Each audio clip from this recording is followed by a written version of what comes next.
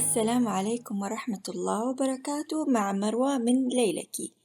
مين منك متفرج من إنتاجات جيبلي وعجبته؟ يس، أنا كمان. لذلك راح أهدي أختي فستان بيبي بتصميم مأخوذ من فيلم كيكي's ديليفري سيرفيس، وبقول مأخوذ بمعنى إنها نسخة بتغييرات مختلفة خاصة فيني، مو نسخ لصق.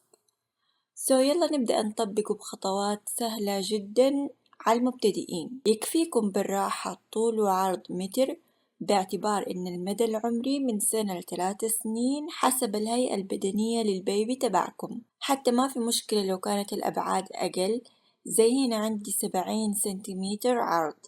طبعا المين ثيم عندنا هو اللون الكحلي. ومن منطلق التجهيزات راح يتغسل القماش. نيجي نطبق القماش تطبيقتين فيصيروا 4 طبقات. أوريكم نموذج للطريقة في دي القطعة الصغيرة. طبقة واحدة من النص، طبقة تانية من بعدها، وبكده صاروا تطبيقتين. الطرف ده اللي عند شكل الثانية راح يكون الطول عندنا. تمام. أعد معاكم طبقات القماش: 1 2 3 4. ولأني حفصله للأعمار الصغيرة اخترت خامة قطنية تدفي، لكن الموديل يهفهف. هنا التطبيقة الواحدة اللي تمثل الطول. معلش حقلب القماش تصير التطبيقة يمين، لأن كده أريح لي في الشغل.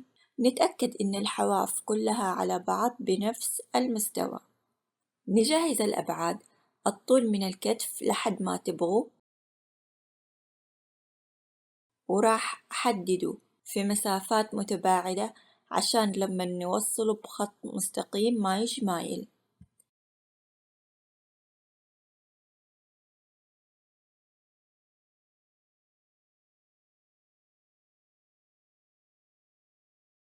العرض ممكن تحددوه مثلا 14 إنش أو تتركوه متاح لنهاية القماش.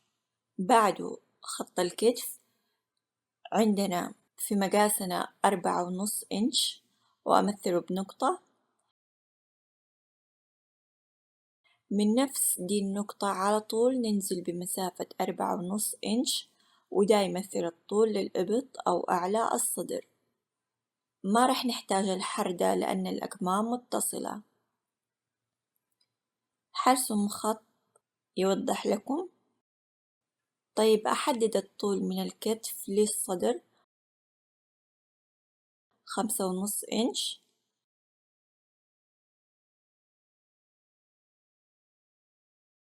عرض الصدر 5.5 إنش.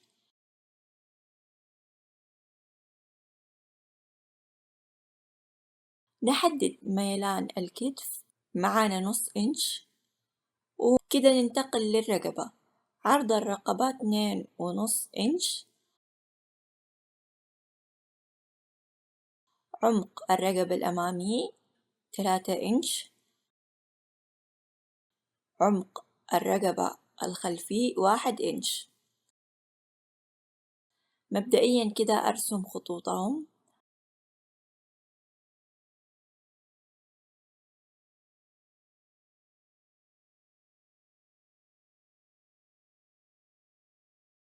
وأوصل طرف الرقبة مع نقطة ميلان الكتف. من بعد ميلان الكتف وبنفس مستوى الميل أحدد طول الكم اللي أباه 6.5 إنش مثلا.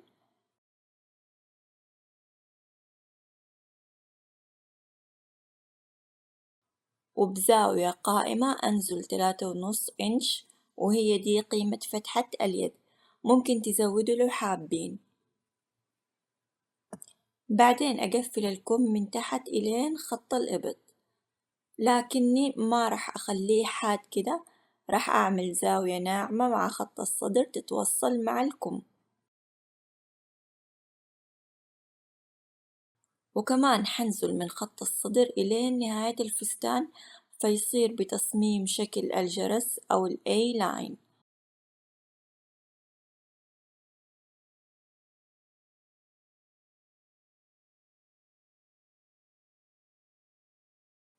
وبالمناسبة شوفوني في الإنستا متكلمة عن قصات التصاميم.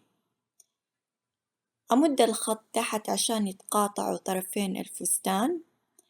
هنا حسوي حركة فوق الخط العرضي واللي هي أطلع 1 إنش، ومنها راح يتقفل الفستان على الطرف بدي الطريقة.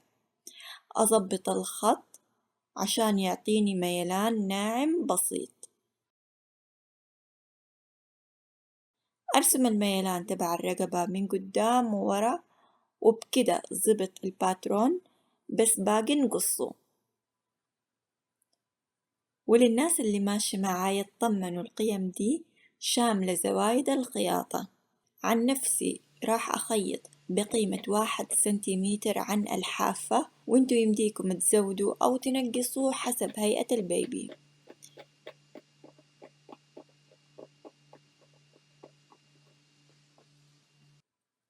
في القص عند الرقبة مبدئيا نقصه كله عند العنق الخلفي. تقريبا القماش اللي معايا سميك نوعيا، ولأنه 4 طبقات فالقص شوية مرهق. خلصت قص، أفتح القماش، واحد من قدام والتاني من ورا. أجنب اللي ما عليه التحديد لورا، وأرجع للقطعة اللي عليها الرسم. أقص عند الرقبة من قدام.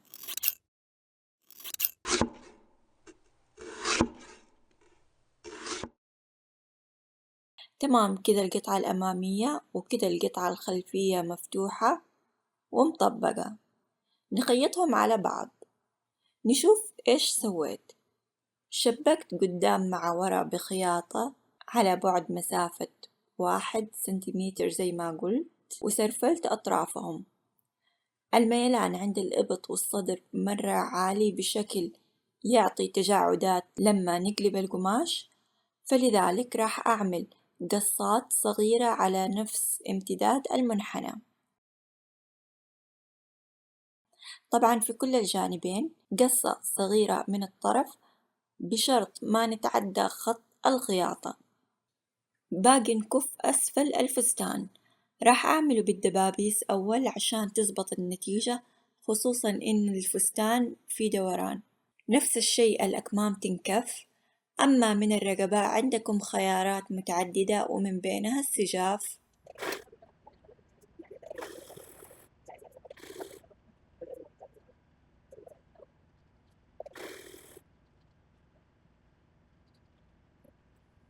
بعده راح أحط عليه إضافاتي الشخصية، فكملوا معايا عشان تشوفوها.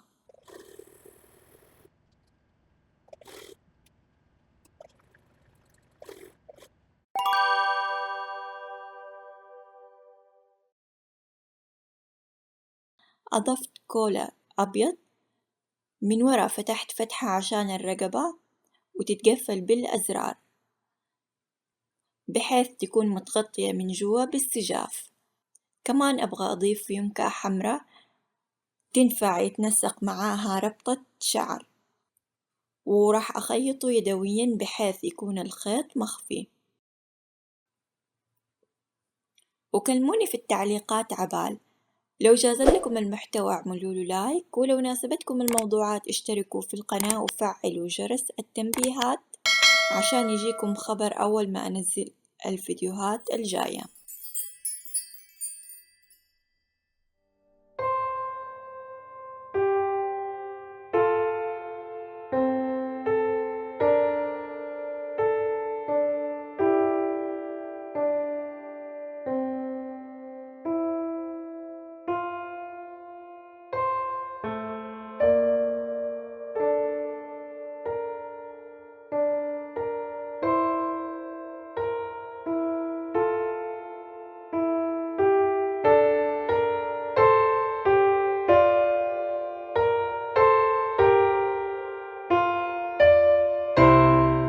ليش نغسل أغلب أنواع الأقمشة قبل الخياطة؟ أول غسلة مهمة للقماش يظهر بها هيئته ويتغير قبل ما نثبت عليه التصميم بالخياطة، بحيث إن الغسيل يسمح له يتخلص من بقايا الوسخ أو الغبار أثناء فترة التصنيع والتخزين، يتفاعل بتغييرات زي إنه ينكمش أو يتخلص من الصبغة الزايدة. تقريبا أغلب الأقمشة الطبيعية تتأثر أو تصغر بنسب مختلفة مع الغسيل، ما عدا الأنواع المخلوطة صناعيا زي البوليستر، النايلون، السباندكس، بس مع ذلك غسيلها يخلصها من الترسبات الكيميائية. كذا أستودعكم الله، سبحانك اللهم وبحمدك، أشهد أن لا إله إلا أنت، أستغفرك وأتوب إليك.